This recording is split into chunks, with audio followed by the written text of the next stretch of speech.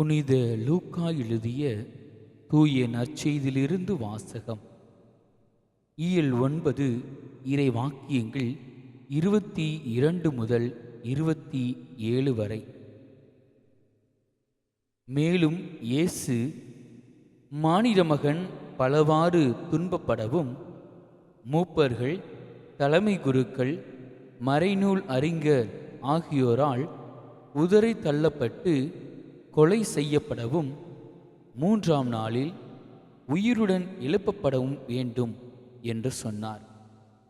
பின்பு அவர் அனைவரையும் நோக்கி, என்னை பின்பற்ற விரும்பும் எவரும் தன்னலம் துறந்து தம் சிலுவையை நாள்தோறும் தூக்கிக் கொண்டு என்னை பின்பற்றட்டும். ஏனெனில் தம் உயிரை காத்துக்கொள்ள விரும்பும் எவரும் அதை இழந்து விடுவார். என் பொருட்டு தம் உயிரை இழக்கும் எவரும் அதை காத்து கொள்வார். ஒருவர் உலகம் முழுவதையும் தமதாக்கி கொண்டாலும் வாழ்வை இழப்பாரெனில் அவருக்கு கிடைக்கும் பயனென்ன? என்னை குறித்தும் என் வார்த்தைகளை குறித்தும் வெட்கப்படும் ஒவ்வொருவரை பற்றியும் மானிட மகன் தமக்கும் தந்தைக்கும் தூய வானதூதருக்கும் உரிய மாட்சியோடு வரும்போது வெட்கப்படுவார். இங்கு நிற்பவர்களுள் சிலர் இறையாட்சி வருவதை காண்பதற்கு முன் சாக மாட்டார்கள் என உண்மையாகவே உங்களுக்கு சொல்கிறேன் என்றார். ஆண்டவரின் அருள்வாக்கு. கிறிஸ்துவே உமக்கு புகழ்.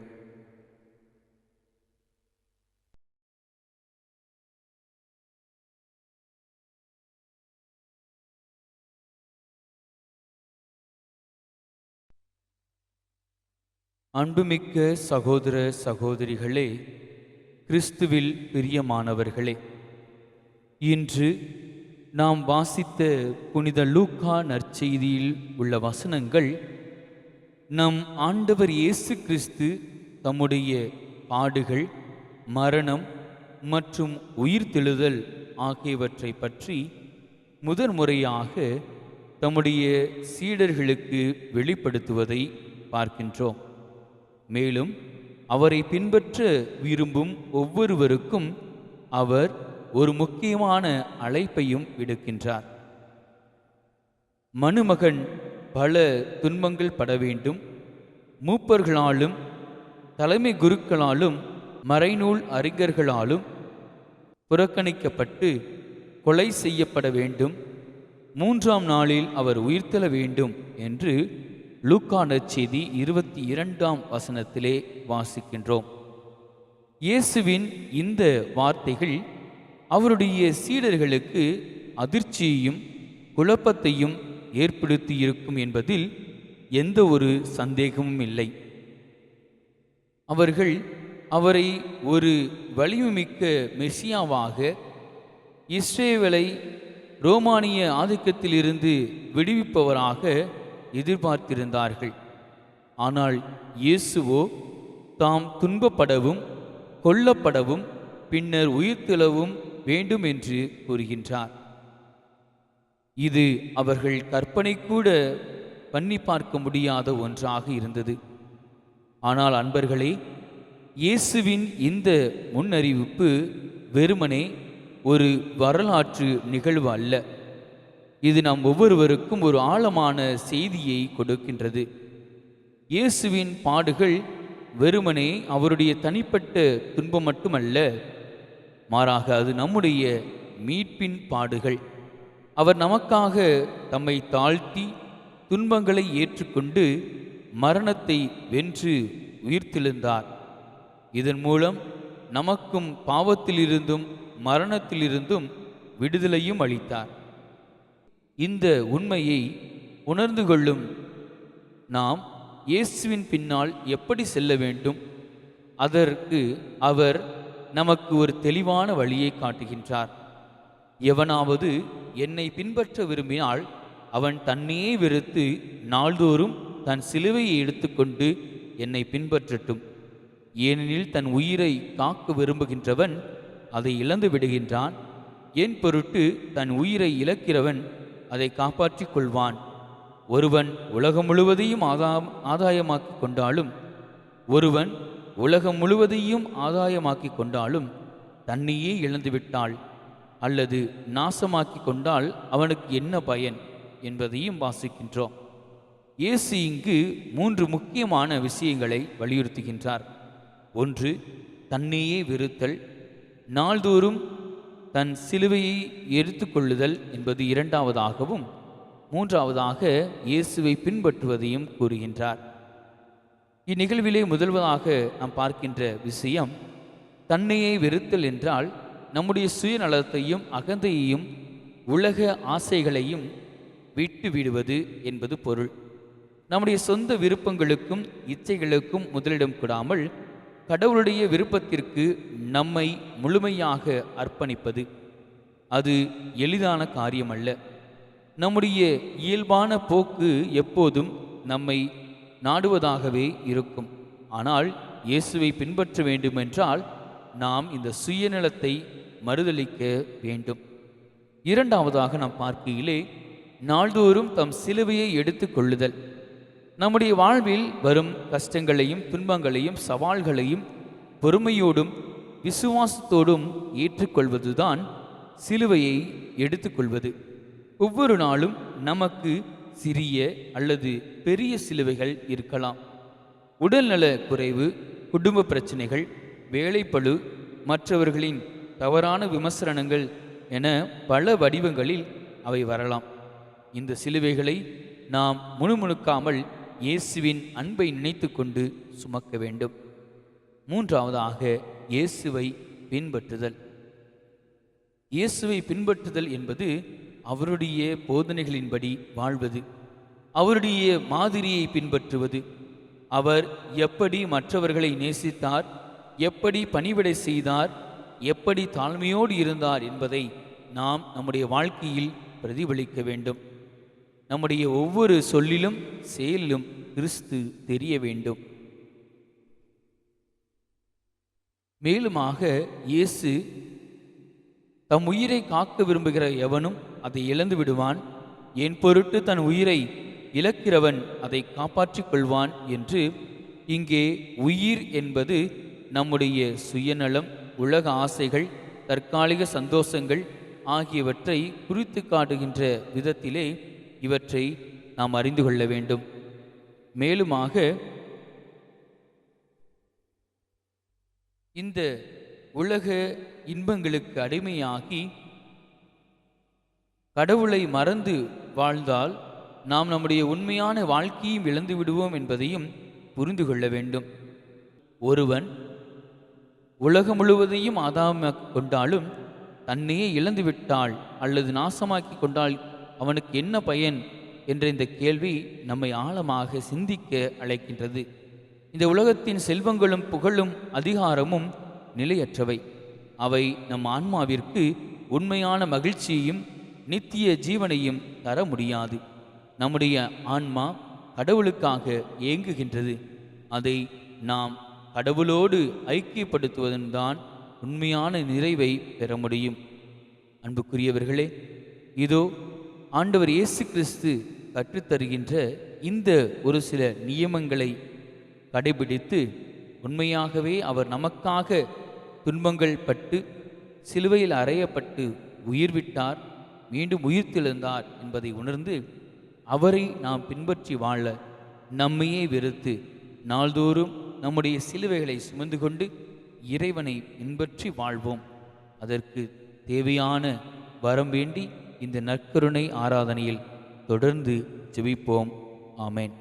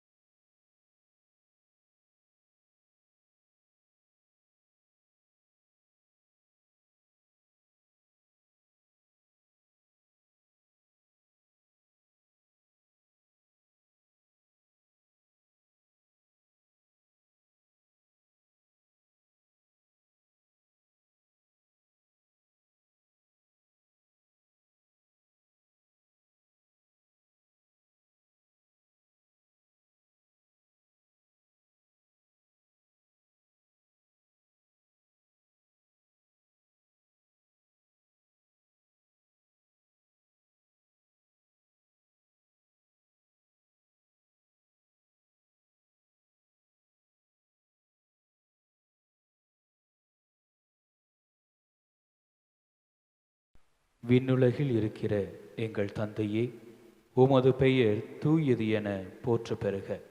உமது ஆட்சி வருக.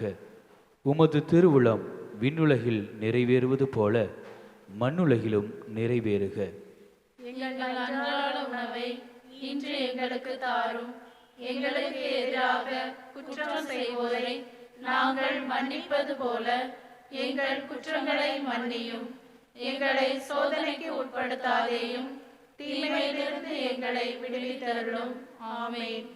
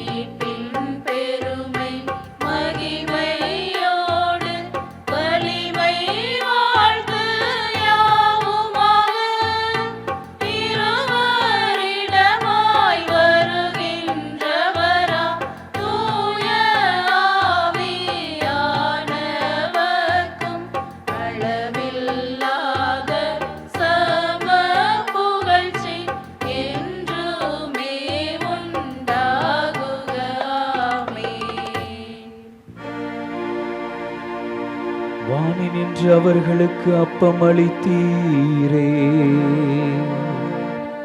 இனிமேலாம் கண்ணலத்தை கொண்ட அப்பம் இதுவே. மன்றாடுவோமாக. இறைவா, இந்த வியப்புக்குரிய திருவருட் சாதனத்திலே உம்முடைய பாடுகளின் நினைவை எங்களுக்கு விட்டு சென்றீ. உம் திருவுடல் திரு இரத்தம் ஆகியவற்றின் தூய மறைபொருளை வணங்கும் நாங்கள் உமது மீட்பின் பயனை இடைவிடாமல் தூய்த்துணர்ந்து மகிழ அருள்வீராக. தந்தையாகி இறைவனோடு தூய ஆவியாரின் ஒன்றைப்பில் இறைவனாய் என்றென்றும் வாழ்ந்து ஆட்சி செய்கின்ற உம்மை மன்றாடுகின்றோ.